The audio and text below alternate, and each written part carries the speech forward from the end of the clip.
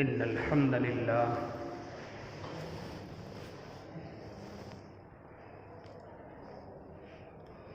لله رب العالمين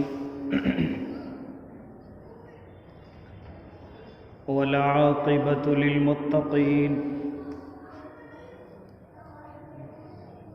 والصلاة والسلام على سيد الأنبياء والمرسلين وعلى آله وأصحابه وأزواجه وذرياته أجمعين. أما بعد فأعوذ بالله من الشيطان الرجيم. بسم الله الرحمن الرحيم.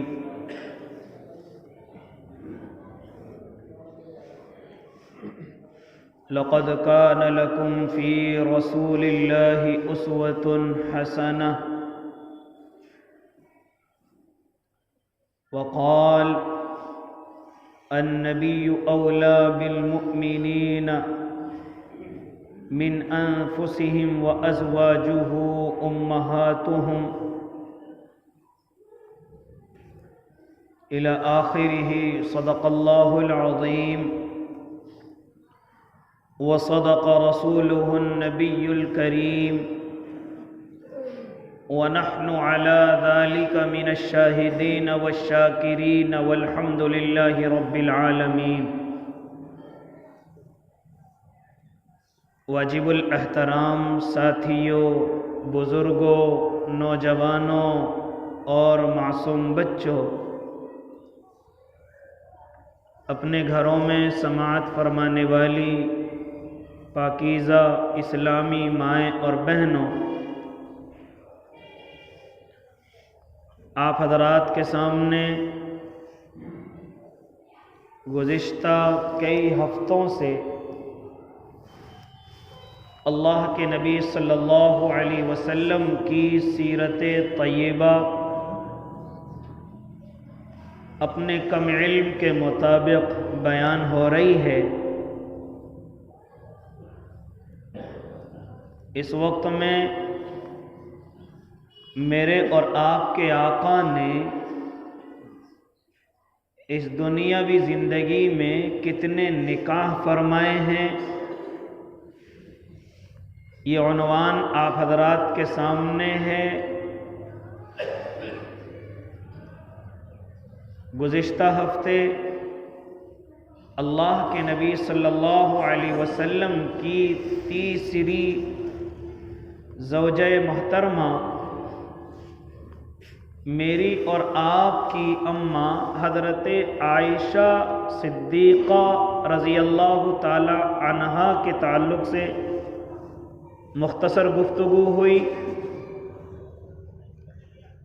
اس ہفتے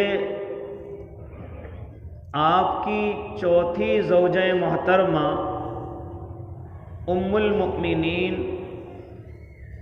حضرت سیدہ حفصہ رضی اللہ تعالی عنہا کا تذکرہ مختصر طور پر آپ حضرات کے سامنے رکھنا ہے. دعا کریں اللہ صحیح کہنے کی اور ہم سب کو عمل کرنے کی توفیق عنایت فرمائے. میرے بھائی، حضرت حفصہ رضی اللہ تعالی عنہا یہ دوم خلیفہ حضرت عمر ابن خطاب کی لاڈلی ہیں. حضرت عمر ابن خطاب رضی اللہ تعالی عنہ کی بیٹی ہیں، اور جس وقت میں حضرت عمر ابن خطاب ایمان قبول کرتے ہیں اسی وقت میں یہ بھی ایمان کے اندر داخل ہو جاتی ہیں. ان کی عمر زیادہ نہیں، جب ایمان قبول کرتی ہیں تو صرف 10 سال ہے. آپ ایمان کے اندر داخل ہو جاتی ہیں. آپ کی پیدائش اللہ کے نبی صلی اللہ علیہ وسلم کی نبوت سے 5 سال پہلے کی ہے. پھر اس کے بعد یہ ایمان قبول کر لیتی ہیں، ایمان کے اندر داخل ہو جاتی ہیں.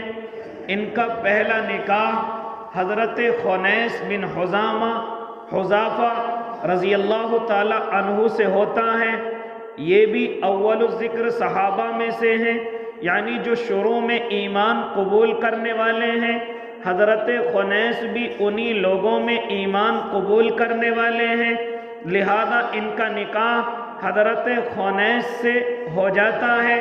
اب یہ حضرت خنیس اور حضرت حفصہ رضی اللہ تعالی عنہ یہ صحابہ اور صحابیاں ہیں، لہذا ان کی جو فضیلتیں ہیں وہ بڑی کتابوں کے اندر وارد ہوئی ہیں، یہاں تک کہ جب پہلی ہجرت ہوئی ہے اور مکہ المکرمہ سے یہ حبشہ کی طرف ہجرت ہوئی ہے، جیسا کہ ابھی حضرت سودا رضی اللہ تعالی عنہا کے تذکرے میں آیا تھا کہ آپ نے بھی حبشہ کی طرف ہجرت فرمائی ہے، اسی طریقے سے حضرت حفصہ اور ان کے شوہر محترم حضرت خنیس بن حذافہ سہمی رضی اللہ تعالی عنہ کے ساتھ انہوں نے بھی حبشے کی طرف ہجرت فرمائی ہے۔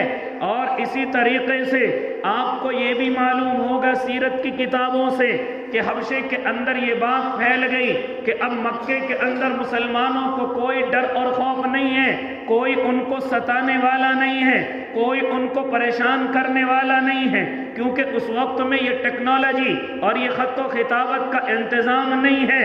ہاں بڑی دیر میں جا کر کے خبریں معلوم ہوتی تھی، لہذا اسی طریقے سے یہ خبر ان کو بھی معلوم ہوئی، یہ جوڑا مکہ المکرمہ کے اندر وہاں سے یہ سن کر کے آ جاتا ہے کہ وہاں اب مسلمان سکون میں ہیں، وہاں انہیں کوئی ستانے والا نہیں ہے، لہذا یہ اسی خبر کو سن کر کے مکہ المکرمہ آتے ہیں۔ لیکن جیسے ہی مکے کے اندر آتے ہیں مکے کے حالات اور زیادہ خراب ہو چکے ہیں۔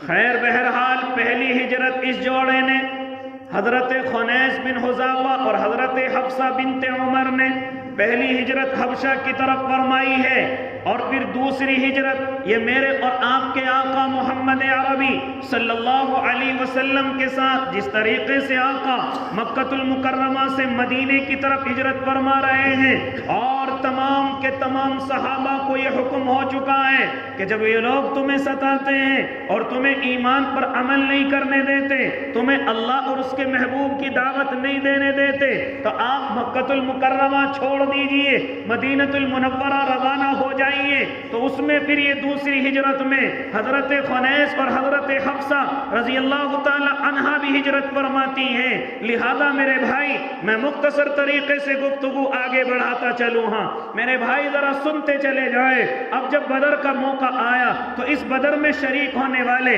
جہاں اور 313 صحابہ ہیں، ان 313 میں حضرت حفصہ رضی اللہ تعالی عنہا کے شوہر محترم بھی ہیں، حضرت خنیس بن حذافہ رضی اللہ تعالی عنہ بھی اس بدر کے اندر شریک ہوئے ہیں۔ لہذا اختلاف یہ ہے کہ آپ بدر میں شہید ہوئے ہیں یا آپ احد میں کوئی زخم لگا ہے اس کی وجہ سے شہید ہوئے ہیں، اس میں مختلف اقوال آ گئے ہیں۔ کسی نے کہا کہ حضرت بدر کے اندر شہید ہو گئے تھے، اور کسی نے کہا کہ بدر میں نہیں، جو 1 سال کے بعد احد پیش آیا ہے اس میں آپ زخمی ہوئے اور انہی زخموں کی وجہ سے آپ اس دنیا سے رخصت ہو گئے۔ حضرت حفصہ رضی اللہ تعالی عنہا کے شوہر محترم حضرت خنیس بن حذافہ سہمی رضی اللہ تعالی عنہ اس دنیا سے رخصت ہو گئے۔ اس وقت میں حضرت حفصہ کی عمر کتنی ہے؟ روایتوں کے اندر آتا ہے صرف 19 سال عمر ہے۔ آپ بیوہ ہو گئی، آپ کے شوہر محترم اس دنیا سے رخصت ہو گئے۔ اب میں اور آپ ذرا غور کریں، جس کی جوان بیٹی، ہاں صرف جوان بیٹی اگر گھر کے اندر ہو تو باپ کی نیندیں حرام ہو جاتی ہیں، چاہے وہ کنواری ہو چاہے شادی ہونے کے بعد بیوہ ہو جائے۔ چنانچہ باپ کی کیا حالت رہتی ہے میں اور آپ ان چیزوں کو جانتے ہیں، اور خاص طور سے جوانی کے عالم میں جب بیٹی بیوہ ہو جائے، جب بیٹی کا شوہر دنیا سے رخصت ہو جائے تو اس وقت میں والد محترم کی کیسی ایسی حالت ہوتی ہے، ہاں ہم تو یہ دعا کرتے ہیں کہ اللہ یہ دن کسی باپ کو نہ دکھائے، یہ دن اگر کوئی اپنے دل میں ہماری طرف سے دشمنی بھی رکھتا ہے اللہ یہ دن ان کو بھی نہ دکھلائے، اللہ یہ حالات ان پر بھی نہ گزریں کہ ان کی زندگی میں ان کی جوان بیٹی بیوہ ہو جائے، اللہ یہ دن کسی کو نہ دکھلائے۔ یہی حالت حضرت عمر ابن خطاب کی ہے۔ چنانچہ دیکھتے ہیں کہ بیوی بیوہ ہو چکی ہے، ہاں ان کے شوہر محترم دنیا سے رخصت ہو گئے ہیں، لہذا یہ اب مایوسی کی زندگی میں ہے اور یہ حالت اضطرار کی زندگی کے اندر ہے اور بیٹی کی طرف سے پریشان ہے، میری بیٹی جوانی کی حالت میں بیوہ ہو گئی، لہذا اسی کشمکش میں آپ رشتے کو تلاش کرتے ہیں۔ حضرت عمر ابن خطاب رشتہ تلاش کرنے کے لیے نکلتے ہیں، اسی اثنا میں حضرت عثمان ابن عفان کی زوجہ محترمہ میرے اور آپ کے آقا کی لخت جگر حضرت رقیہ رضی اللہ تعالی عنہ اس دنیا سے رخصت ہو جاتی ہیں۔ ادھر حضرت عثمان ابن عفان بھی مغموم ہیں کیونکہ آپ کا سہارا حضرت رقیہ دنیا سے رخصت ہو چکی ہیں، لہذا یہ دن بھی اللہ جلدی سے کسی کو نہ دکھلائے کہ اس کا جوڑا اسی دنیا میں، اور خاص طور سے جب اللہ بدن کے اندر طاقت دے، جب قوت دے اور عمر بھی زیادہ نہ ہو، اس وقت میں اللہ کسی کا جوڑا نہ بچھاڑے۔ میرے بھائی ایسے وقت میں حضرت عثمان ابن عفان بھی مایوس ہیں اور آپ مغمون رہتے ہیں، لہذا حضرت عمر ابن خطاب سمجھتے ہیں کہ اس وقت میں حضرت عثمان کو بھی نکاح کی ضرورت ہے، لہذا حضرت عمر ابن خطاب فوراً حضرت عثمان کی خدمت میں پہنچتے ہیں اور جا کر کے عرض کرتے ہیں، اے عثمان ابن عفان، آپ کی بیوی بھی دنیا سے رخصت ہو گئی اور میری بیٹی کا شوہر بھی اس دنیا سے رخصت ہو گیا، آپ کو بھی نکاح کی ضرورت ہے اور میری بیٹی کے لیے بھی مجھے کسی داماد کی ضرورت ہے۔ اے عثمان، میں تمہاری خدمت میں یہ عرض کر رہا ہوں کہ آپ میری بیٹی کو اپنے نکاح میں قبول فرما لیجئے۔ حضرت عثمان ابن عفان جواب دیتے ہیں کہ ابھی میں اس حالت میں نہیں ہوں کہ میں نکاح کر سکوں، ابھی میرا ارادہ نہیں ہے، ابھی ان دنوں کے اندر میرا ارادہ نہیں ہے کہ میں نکاح کر سکوں۔ لہذا یہ جواب ملتے ہی حضرت عثمان کی طرف سے حضرت عمر ابن خطاب اور غمگین ہوتے ہیں، دل رنجیدہ ہوتا ہے۔ آپ پھر حضرت ابو بکر صدیق رضی اللہ تعالی عنہ کی خدمت میں پہنچتے ہیں اور جا کر کے عرض کرتے ہیں، اے ابو بکر صدیق، میں چاہتا ہوں کہ میری بیٹی آپ کے نکاح میں آ جائے، لیکن حضرت ابو بکر کوئی جواب نہیں دیتے، آپ نہ ہاں کرتے ہیں نہ کرتے ہیں، لہذا آپ اسی طرح وہاں سے اٹھ کر کے آ جاتے ہیں۔ لہذا حضرت عثمان نے جواب دیا، اس جواب سے ذرا سا دل رنجیدہ تو ہوا لیکن جواب تو مل گیا، لیکن جیسے ہی حضرت ابو بکر کی خدمت میں پہنچے کوئی جواب نہیں ملا، آپ اسی طرح سن کر کے خاموش رہ جاتے ہیں۔ حضرت عمر ابن خطاب اور زیادہ مغمون ہو جاتے ہیں، حضرت ابو بکر نے جواب کیوں نہیں دیا؟ آپ نے نہ ہاں کی اور نہ بنائی، ہاں ان کا مطلب کیا ہے؟ لہذا آپ اسی طرح غمگین ہیں اور اسی غم کی حالت میں آپ اللہ کے نبی کی خدمت میں حاضر ہوتے ہیں اور جا کر کے عرض کرتے ہیں، یا نبی اللہ، میں اپنی بیٹی کی طرف سے مغمون ہوں کیونکہ میری بیٹی ہر چیز کے اندر اول ہے، ہر چیز کے اندر اعلیٰ ہے، وہ لیاقت کے اعتبار سے بھی، وہ فصاحت اور بلاغت کے اعتبار سے بھی، وہ سمجھداری اور ہوشیاری کے اعتبار سے بھی، وہ تقوی اور طہارت کے اعتبار سے بھی، وہ جود و سخا کے اعتبار سے بھی، وہ راتوں کو اللہ کے سامنے رونے اور اٹھنے کے اعتبار سے بھی، یہاں تک کہ نمازوں اور تسبیحات کی پابندی کے اعتبار سے بھی، میری بیٹی ہر چیز میں اول ہے، ہر چیز میں آگے ہے، لہذا آقا میں مغمون ہوں۔ میں حضرت عثمان کی طرف پہنچا لیکن حضرت عثمان نے انکار کر دیا، میں حضرت ابو بکر کی خدمت میں پہنچا لیکن ابو بکر نے کوئی جواب نہیں دیا۔ اللہ کے نبی میں ان باتوں سے مغمون ہوں، چنانچہ میرے اور آپ کے آقا اشارہ فرماتے ہیں، اے عمر، تمہیں غمگین ہونے کی ضرورت نہیں ہے، تمہاری بیٹی کو عثمان سے بہتر شوہر ملے گا اور عثمان کو تمہاری بیٹی سے افضل بیوی ملے گی۔ کیا فرمایا؟ حضرت عثمان ابن عفان کو تمہاری بیٹی سے افضل بیوی ملے گی اور تمہاری بیٹی کو عثمان ذو النورین سے افضل شوہر ملے گا۔ یہ اشارہ میرے اور آپ کے آقا نے عطا فرمایا۔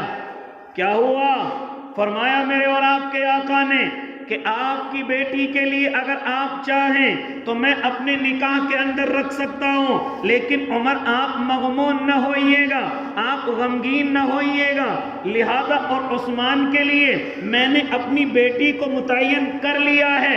لہذا اب بات سمجھ آ گئی کہ حضرت عثمان کے نکاح میں حضرت حفصہ سے افضل میرے اور آپ کے آقا کی بیٹی نکاح کے اندر گئی ہیں، اور اللہ کے نبی حضرت حفصہ کے اور حضرت حفصہ میرے اور آپ کے آقا کے نکاح میں ہیں، گویا کہ حضرت عثمان سے افضل میرے اور آپ کے آقا ہیں۔ اب غم سارا ہلکا ہو گیا، لہذا سیدہ حفصہ رضی اللہ تعالی عنہا سے میرے اور آپ کے آقا نے نکاح فرمایا، 400 درہم مہر مقرر ہوا، لہذا آپ نکاح میں میرے اور آپ کے آقا کی خدمت کے اندر آئی ہیں۔ میرے بھائی، یہ آپ کے اور میرے آقا کا چوتھا نکاح ہے جو حضرت سیدہ حفصہ سے ہوا ہے، لہذا آپ عمر ابن خطاب کی بیٹی ہیں، آپ اسی طریقے سے والدہ حضرت زینب ہیں، اور آپ اگر یہ کہیں آپ حضرت عثمان بن مظعون کی بہن کہلاتی ہیں۔ لہذا میرے بھائی، یہ سیدہ حفصہ اگر ان کی فضیلتیں بیان کرنے پہ آ جائیں تو یہ وقت ناکافی ہو جائے، کیونکہ یہ سیدہ حفصہ وہی ہیں کہ جب اللہ کے نبی صلی اللہ علیہ وسلم کو بدر کے اندر ایک ایک صحابی کی ضرورت ہے اور ایک ایک سپاہی کی ضرورت ہے، تو اس وقت میں حضرت حفصہ کے یہاں سے ایک نہیں دو نہیں بلکہ 7 آدمی حصہ لے رہے ہیں۔ آپ کے بھائی بھی وہاں ہیں اور آپ کے والد محترم بھی وہاں ہیں، یہاں تک کہ اور آپ کے 2 اور بھائی ہیں، وہ بھی اللہ کے نبی کے ساتھ بدر کے اندر شریک ہیں۔ یعنی یہ پہلی ایسی صحابیاں ہیں، یہ پہلی ایسی ہماری اماں ہیں کہ جن کے گھر سے جب بدر میں ایک ایک انسان کی ضرورت پڑ رہی تھی تو اس وقت میں 7 آدمی ان کے گھر سے تھے۔ اللہ کے نبی صلی اللہ علیہ وسلم کے نکاح کے اندر آئی، حضرت عمر ابن خطاب بھی خوش ہیں، کیونکہ باپ کے سر سے وہ جو غم کا بوجھ تھا وہ ہلکا ہو گیا، کیونکہ آج بیٹی کی طرف سے جو پریشان تھے، جو مغموم تھے، وہ غم ہلکا ہو گیا، کیونکہ رشتہ بھی ایسا مل گیا جو پوری دنیا میں اور دنیا کے بعد بھی سب سے افضل ہے۔ لہذا میرے بھائی، اب مختصر اور گفتگو سنتے چلے جائیں۔ اللہ کے نبی صلی اللہ علیہ وسلم کی یہ بیوی محترمہ، یہ زوجہ محترمہ، ان کے اندر بڑا غصہ ہے، آپ غصے کی بڑی سخت ہیں، آپ مزاج کی بڑی سخت ہیں، لہذا کبھی کبھی اس غصے کی وجہ سے میرے اور آپ کے آقا غصے میں ہو جایا کرتے تھے۔ روایتوں کے اندر یہاں تک آتا ہے کہ آپ علیہ الصلاۃ والتسلیم نے اس غصے کی وجہ سے حضرت سیدہ حفصہ کو ایک طلاق بھی دے دیا تھا۔ کیا کر دیا تھا؟ ایک طلاق بھی دے دیا تھا، کیونکہ غصے کی زیادہ سخت تھی، مزاج کے اندر زیادہ سختی تھی۔ حضرت عائشہ فرماتی ہیں جب کبھی حضرت سیدہ حفصہ کے غصے کو دیکھتی تھی، ان کے مزاج کو دیکھتی تھی، تو صرف اتنا ہی جواب دیتی کہ اپنے باپ پر گئی ہیں، اپنے باپ کی بیٹی ہیں۔ جس طریقے سے ہم کہہ دیتے ہیں فلاں باپ کا بیٹا ہے، اس کا باپ بھی ایسی غصے والا تھا، یا اس کا باپ بھی ایسے غصے والا ہے، لہذا بیٹا کیوں نہ ہوگا۔ اسی طریقے سے ان کے مزاج کو دیکھ کر کے حضرت عائشہ صدیقہ رضی اللہ تعالی عنہ صرف یہی فرمایا کرتی تھی کہ اپنے باپ کی بیٹی ہیں۔ باپ کا اثر ہوتا ہے بیٹی کے اندر،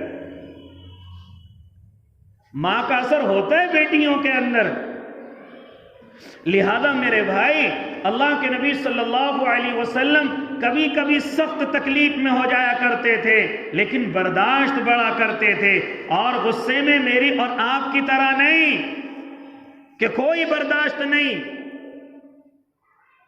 کوئی رحم دلی نہیں، فوراً 3 لفظ طلاق کے داغ دیتے ہیں، کہ میرے سامنے زبان چلا رہی تھی، مجھے گالیاں دے رہی تھی، میرے سامنے فلاں فلاں جب میں کہہ رہا تھا اس سے خاموش ہو جا تو خاموش نہیں ہو رہی تھی، اور فوراً طلاق کے لفظ داغ دیتے ہیں۔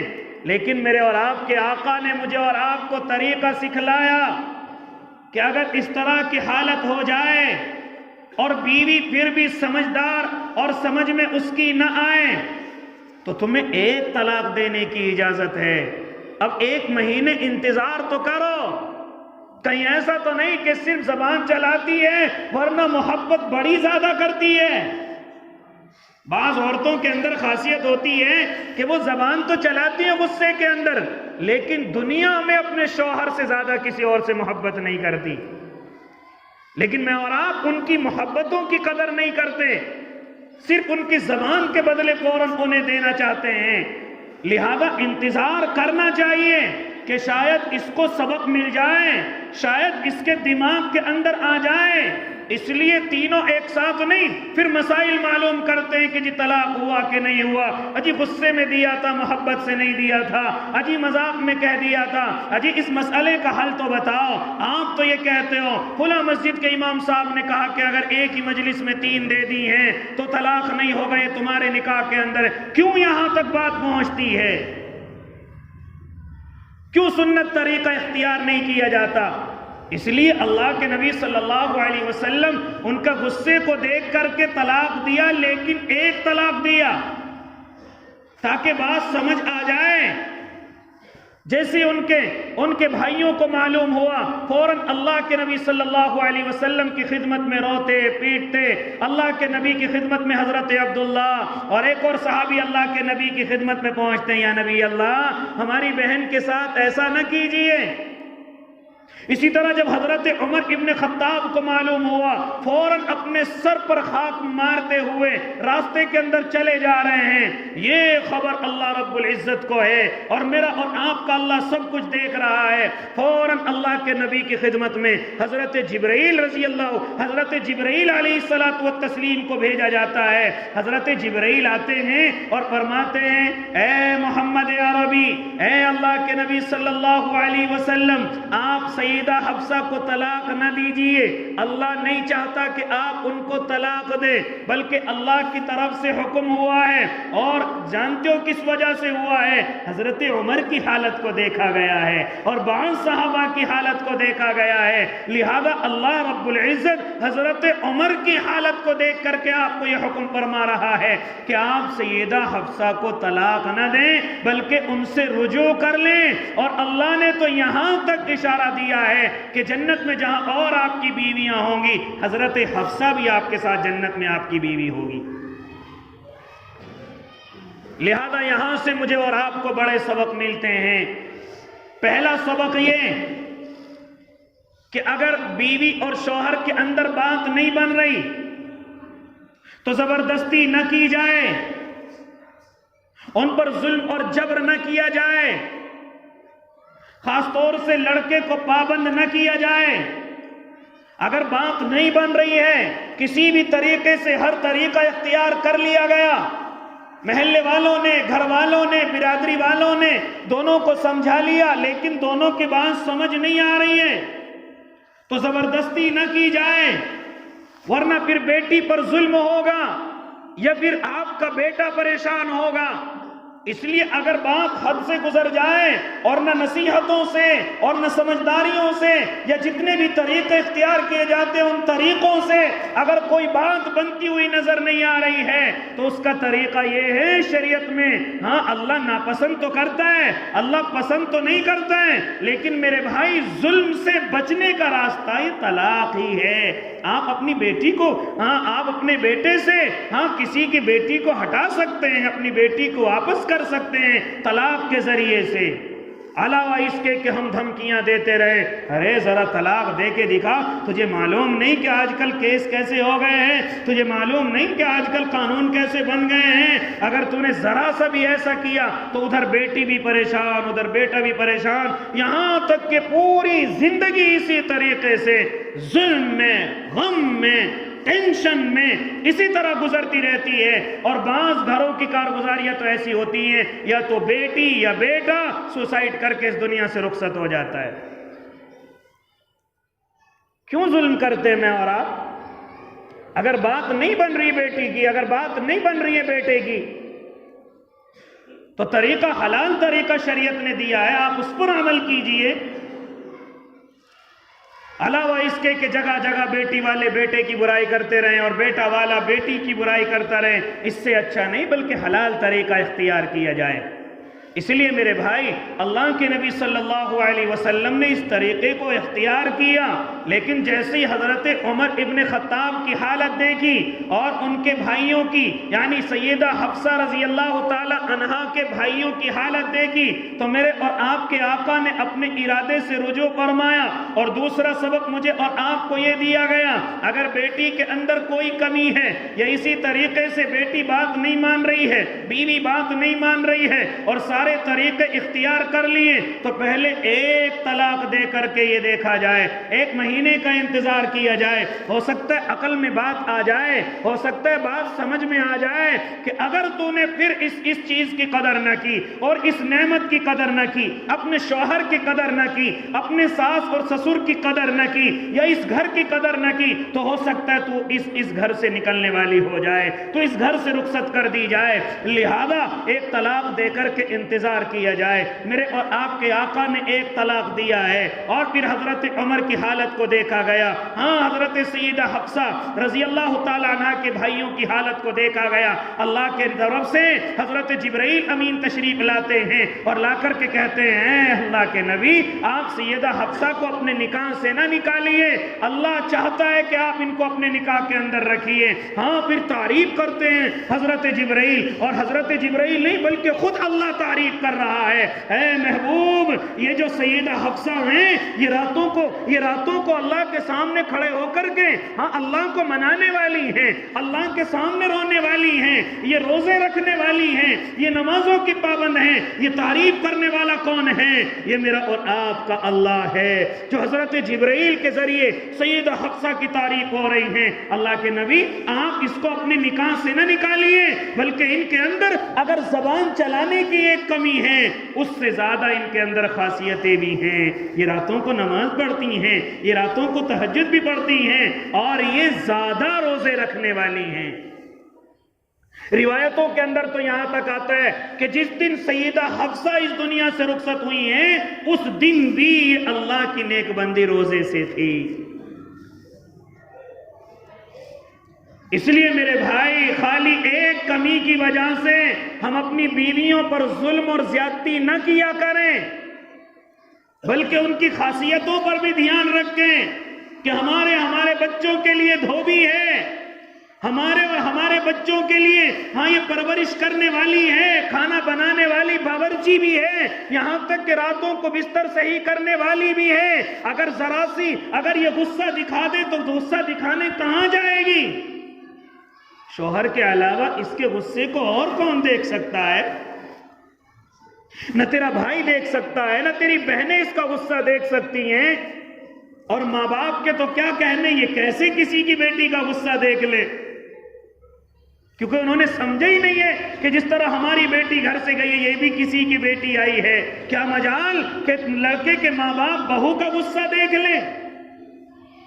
اس لیے دنیا میں اگر بیوی کا کوئی غصہ دیکھنے والا ہے تو صرف اس کا شوہر ہی تو ہے. اس لیے اللہ کے نبی صلی اللہ علیہ وسلم نے رجوع فرمایا اور اپنے نکاح کے اندر واپس کیا. میرے بھائی، مجھے اور آپ کو بھی یہاں سبق دیا جاتا ہے. ذرا دیکھیں کہ ہماری بیوی کے اندر ایک کمی ہے، لیکن ایسا نہیں کہ اس کے اندر ساری کمیاں ہوں. اللہ نے اس کے اندر بڑی خاصیتیں بھی رکھی ہوں گی، اللہ نے اس کے اندر بڑی تعریفات بھی رکھی ہوں گی. آپ ان خاصیتوں کی طرف کیوں نہیں جاتے؟ آپ ان خاصیتوں کی وجہ سے آپ اپنی بیوی کی قدر کیوں نہیں کرتے؟ کیا فرمایا تھا حضرت جبرائیل نے؟ اور حضرت جبرائیل اللہ کی بات باتیں فرما رہے تھے. کیا فرمایا تھا؟ اے محمد عربی صلی اللہ علیہ وسلم، آپ سیدہ حفصہ کو طلاق نہ دیں. یہ راتوں کو اللہ کے سامنے روتی ہیں، یہ اللہ کے سامنے بڑی عبادت گزار ہیں اور یہ بڑے روزے رکھتی ہیں، تقوی اور طہارت ان کے اندر ہے.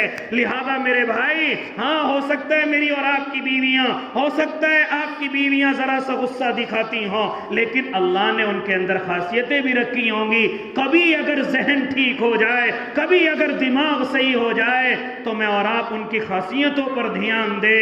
میں اور آپ یہ دھیان دیں کہ جتنا کام ہماری بیویاں ہمارے گھر کے کرتی ہیں، اگر ہم یہ کام کسی سے نوکری پر کرائیں تو کتنے پیسے مہینے کے خرچ ہوں گے، لیکن یہ سارے کام مجھے اور آپ کو فری میں ملتے ہیں.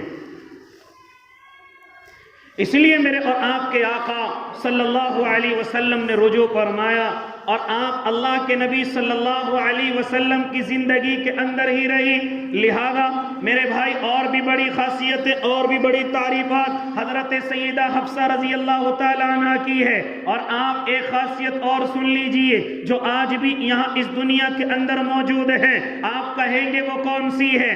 آپ ذرا سنتے چلے جائیں. حضرت عثمان ابن عفان کا زمانہ ہے، ہاں حضرت عمر ابن خطاب کے زمانے کے بعد حضرت عثمان کا زمانہ آیا. اب اسی طریقے سے حضرت حذیفہ ابن الیمان ہیں اور ایک اور صحابی ہیں، یہ آذربائیجان کی طرف، یہ اور دوسرے ممالک کی طرف یہ اپنے قافلے کو لے کر کے چلتے ہیں. یہ قافلہ اللہ کے راستے میں چلا ہے، لہذا وہاں پر آپس میں بحث ہو گئی قرآن کی قرات کرنے پر، کیونکہ اس وقت میں قرآن کریم کے 7 نسخے الگ الگ ملکوں کے اندر اور خطوں کے اندر جمع ہیں. لہذا دوسرے خطے والے اپنے طریقے سے قرآن پڑھ رہے ہیں اور تیسرے خطے والے اپنے طریقے سے. لہذا جب یہ دونوں آمنے سامنے ہوئے تو آپس میں بحث ہو گئی. وہ کہتا ہے کہ میری قرات ٹھیک ہے، وہ کہتا ہے کہ میری قرات ٹھیک ہے، حالانکہ دونوں کی قرات ٹھیک تھی، صرف نسخے الگ الگ تھے. لہذا حضرت حذیفہ حضرت عثمان کی خدمت میں حاضر ہوتے ہیں اور آ کر کے عرض کرتے ہیں امیر المؤمنین، یہ جو نسخے الگ الگ جگہوں پر رکھے ہوئے ہیں ان کی وجہ سے آپس میں بحث و تکرار ہو رہی ہے، اگر اس کی طرف توجہ نہ دی گئی اے امیر المؤمنین یہ بات آگے بڑھ سکتی ہے. کہا تو پھر کیا کرنا چاہیے؟ کہا کہ جو نسخہ اللہ کے نبی کے زمانے میں تھا پھر حضرت ابو بکر نے اس کو لکھوایا، پھر حضرت ابو بکر نے حضرت عمر کو دے دیا تھا. اب وہ حضرت عمر کی وجہ سے حضرت حفصہ کے پاس موجود ہے. حضرت سیدہ حفصہ اس اصل نسخے کی مالک ہے. وہ نسخہ جو اللہ کے نبی سے حضرت ابو بکر سے حضرت عمر سے ہوتا ہوا چلا آ رہا ہے وہ کسی اور کے پاس نہیں، وہ حضرت سیدہ حفصہ رضی اللہ تعالی عنہا کے پاس ہے. لہذا حضرت عثمان نے اپنا قاصد بھیجا اور بھیج کر کے فرمایا اماں یہ نسخہ ہمیں دے دیجئے تاکہ اس نسخے کے ہم اور نسخے بنوا کر کے پوری دنیا کے اندر ان کو بھیج دیں تاکہ آپس کی تکرار ختم ہو جائے، آپس کا بحث و مباحثہ ختم ہو جائے. وہ اصل نسخہ حضرت سیدہ حفصہ کے پاس ہے. حضرت عثمان ابن خطاب، حضرت عثمان ابن عفان اس کو منگواتے ہیں اور اسی طریقے کے نسخے تیار کراتے ہیں. جب نسخے تیار ہو گئے تو آپ وہ قرآن سیدہ حفصہ کو دے دیتے ہیں اور پوری دنیا کے اندر جہاں جہاں مسلمان ہیں، جہاں جہاں ایمان والے ہیں، ان کو حکم دے دیا جاتا ہے کہ جو اس نسخے کے علاوہ اور نسخے رکھے ہوئے ہیں ان کو لا کر کے حضرت عثمان کے پاس جمع کر دیا جائے. لہذا وہ نسخے جمع کرا دیے گئے. اب صرف ایک نسخے کی قرات ہوگی، اب صرف ایک نسخے کی تلاوت ہوگی، اب صرف ایک نسخے کو ہر جگہ پڑھا جائے گا.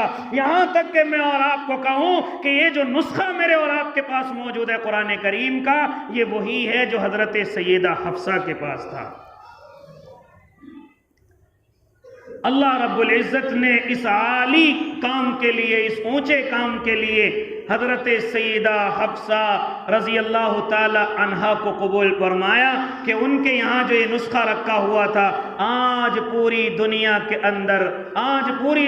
اندر جہاں بھی مسجدوں میں، مدرسوں میں، گھروں میں جہاں بھی یہ تلاوت ہوتا ہے یہ وہی نسخہ ہے جو حضرت سیدہ حفصہ رضی اللہ تعالی عنہا کے پاس موجود تھا. یہاں تک کہ میرے اور آپ کے آقا اس دنیا سے تشریف لے گئے. حضرت ابو بکر کا دور خلافت حضرت حفصہ موجود، حضرت عمر ابن خطاب کا دور خلافت آپ تب بھی موجود، حضرت عثمان ابن عفان کا دور خلافت، حضرت علی المرتضیٰ کا دور خلافت، اس کے بعد حضرت امیر معاویہ، اور اسی میں یہ حضرت سیدہ حفصہ 60 سال کی عمر میں اس دنیا سے رخصت ہو جاتی ہیں۔ مروان جو اس وقت کے امیر المؤمنین، انہوں نے نماز جنازہ پڑھائی اور کچھ دور تک آپ ان کو اپنے کندھوں پر لے کر کے گئے ہیں، یہاں تک کہ پھر آگے قبر تک حضرت ابو ہریرہ رضی اللہ تعالی عنہ لے کر کے گئے ہیں، اور پھر آپ کو قبر میں اتارا گیا۔ آپ کے بھائیوں نے، اسی طرح اور بعض صحابیوں نے آپ کو قبر کے اندر اتارا۔ لہذا میرے بھائی، یہ ہیں وہ سیدہ حفصہ رضی اللہ تعالی عنہ۔ اگر وقت ہوتا تو ایک گفتگو اور کرتا، ذرا سنتے چلے جائیں۔ آپ حضرت عمر ابن خطاب کے دور خلافت کی کہانی اور قصے سنتے ہیں کہ آپ راتوں کو اٹھ کر کے مدینے کی گلیوں میں سفر کرتے ہیں۔ لہذا آپ ایک گشت کر رہے ہیں تو آپ نے دیکھا کہ کوئی عورت ہے جس کے شعر گنگنانے کی آواز آ رہی ہے۔ آپ دوسرے دن پھر تشریف لے جاتے ہیں، پھر اس کے شعروں کے گنگنانے کی آواز آ رہی ہے۔ لہذا آپ اس عورت سے معلوم کرتے ہیں، اے اللہ کی بندی، آپ اس طرح کے شعر کیوں پڑھتی ہیں؟ چنانچہ وہ فرماتی، عمر کیا تمہیں معلوم نہیں کہ میرا شوہر فوج کے اندر گیا ہوا ہے، میرا شوہر جہاد پر گیا ہوا ہے، لیکن 4 مہینے سے زیادہ ہو گئے ہیں، آپ اتنا ظلم کیوں کرتے ہیں؟ آپ ظلم سے مراد سمجھتے ہیں۔ لہذا وہ عورت حضرت عمر ابن خطاب سے کہہ رہی ہے کہ 4 مہینے سے زیادہ ہو گئے۔ آپ الٹ کر کے آپ سیدہ حفصہ کی خدمت میں پہنچتے ہیں اور پہنچ کر کے سیدہ حفصہ سے معلوم کرتے ہیں، او میری بیٹی، تم میری بیٹی ہو، ہاں لہذا میں تم سے یہ سوال کرنے کے لیے تو نہیں ہوں، لیکن مجبور ہوں، کیونکہ ایسا واقعہ گشت کے اندر پیش آیا ہے۔ لہذا مجھے یہ بتلاؤ کہ عورت اپنے شوہر کے بغیر زیادہ سے زیادہ کتنے دن رہ سکتی ہے؟ کیا فرمایا تھا سیدہ حفصہ نے کہ صرف زیادہ سے زیادہ 4 مہینے۔ کیا فرمایا تھا؟ کہ صرف زیادہ سے زیادہ 4 مہینے۔ یہ ان عورتوں کے حالات ہیں جو راتوں کو اللہ کو یاد کرنے والی ہیں، سونے والی نہیں، موبائل دیکھنے والی نہیں، ٹی ویوں کے سامنے اپنا وقت برباد کرنے والی نہیں، بلکہ جو تقوی اور طہارت کی پابند ہیں، جن کو قرآن نے النبی اولا بالمؤمنین من انفسہم وازواجہ امہاتہم، تمام کے تمام امتیوں کی مائیں ہیں، یہ ان کی زبان سے نکلے ہوئے الفاظ ہیں۔ کیا فرمایا تھا سیدہ حفصہ رضی اللہ تعالی عنہ نے کہ صرف 4 مہینے سے زیادہ ہاں نہیں رہ سکتی۔ اب ذرا وہ دیکھ لیں، وہ لوگ اپنے اندر جھانک لیں کہ ہم کتنے کتنے دنوں تک اپنی بیویوں سے کمائی کے چکر میں یا اسی طرح دوسرے ملکوں کے چکر میں میں اور آپ اپنی بیویوں کو چھوڑ کر کے ایسے ہی چل دیتے ہیں۔ ہاں ان کی روزی روٹی کا خیال تو رہتا ہے، اپنے گھر مکان کا تو خیال رہتا ہے، لیکن جو بیوی کی خواہشات ہیں، جو جائز خواہشات ہیں، میں اور آپ ان کی وجہ سے ان پر ظلم کرتے ہیں۔ یاد رکھنا، یہ کل قیامت کے میدان میں میرے اور آپ کے دامن کو پکڑ لیں گے۔ اس لیے حضرت عمر ابن خطاب نے حکم دے دیا کہ اب جو بھی اللہ کے راستے میں نکلے گا صرف 4 مہینے کے لیے، 4 مہینے کے بعد وہ اپنی بیوی کے پاس آئے گا اور کچھ دن گزارے گا، اور پھر اس کے بعد واپس وہ اللہ کے راستے میں جائے گا۔ وہ اللہ کا راستہ کون سا تھا کہ جب دین بڑی تیزی کے ساتھ اس راستے کی وجہ سے پھیل رہا تھا؟ وہ راستہ کون سا تھا؟ یقاتلون فی سبیل اللہ فیقتلون ویقتلون۔ یہ وہ راستہ تھا کہ جب دین مضبوطی سے کیسر و کسرا کے محلات کے اندر جا رہا تھا، لیکن ایسے وقت میں حضرت عمر نے قانون بنایا کہ اب 4 مہینے سے زیادہ کوئی اپنی بیویوں سے دور نہیں رہے گا۔ اس لیے میرے بھائی، یہ 4 مہینے کی پابندی لگوانے والی کوئی اور نہیں، سیدہ حفصہ رضی اللہ تعالی عنہا ہیں۔ اس لیے یہاں سے ایک مسئلہ اور بھی ذہن میں رکھ لیجئے۔ بعض حضرات سمجھتے ہیں کہ جیسے ان کے شوہر ان کی بیوی سے معلوم کیے بغیر کہیں بھی چلے جاتے ہیں، 1 سال 2 سال 4 سال وہ رہتے ہیں لیکن ان کی کوئی خبر نہیں، وہ سمجھتی ہیں کہ وہ اپنے شوہروں کے نکاح سے نکل گئی۔ اس طرح سے کوئی بیوی اپنے شوہر کے نکاح سے نہیں نکلتی ہے، چاہے پوری زندگی اپنے شوہر کے نکاح میں ہو کر کے رہے۔ بعض حضرات سمجھتے کہ جی 1 سال ہو گیا 2 سال ہو گئے، انہیں کچھ پتہ ہی نہیں ہے کہاں ہیں، لہذا وہ تو ایسے ہی نکل جاتی ہے نکاح سے۔ اس طرح بیوی نکاح سے نہیں نکلتی ہے۔ اور اگر کسی کے بارے میں اس طرح ہو جائے کیا کہ شوہر کا معلوم ہی نہیں کئی سال ہو گئے، مر گیا، جی گیا، کھو گیا، کہاں گیا، اگر اس چیز کا کسی کو معلوم ہو جائے تو پھر اس کے لیے ہر شہر کے اندر عدالت شرعیہ ہیں، وہاں ان عدالتوں کے اندر جایا جائے جہاں پر بڑے بڑے علماء کرام ہیں، وہ اس مسئلے کو بتائیں گے۔ اپنے دماغ سے ان مسئلوں کی طرف نہ جایا کریں کہ خود یہ نہ کہہ دیا کریں کہ اب تو وہ کہیں پتہ نہیں کہاں چلا گیا ہوگا لہذا دوسرا نکاح کر لیا جائے۔ اس طریقے سے کوئی بیوی اپنے شوہر کے نکاح سے بغیر طلاق کے، بغیر خلا کے نہیں نکلتی ہے۔ لہذا اگر کوئی شوہر دور گیا ہوا ہے تو پھر بھی بیوی اس کے نکاح سے نہیں نکلے گی۔ اللہ عمل کی توفیق دے۔ جنہوں نے سنت نہیں پڑھی وہ سنتیں پڑھ لیں۔ وآخر دعواہم الحمدللہ۔